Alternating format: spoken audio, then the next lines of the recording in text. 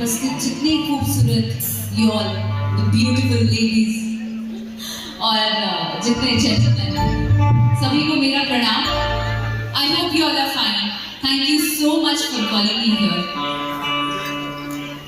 सबसे पहले कांग्रेचुलेशंस करना चाहूंगी अंश को, उनके मम्मी पापा को, कि आज इतने खूबसूरत इतने बेहतरीन दिन पर मुझे यहाँ पर बुलाया गया।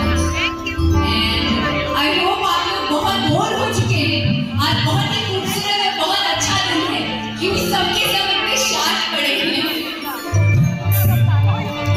मैं अक्षर जी आपको बताना चाहूंगा कि हमारी फैमिली परफॉर्मेंसेस जब यहाँ पे चल रही थी तो कोई भी एंजॉय नहीं कर रहा था।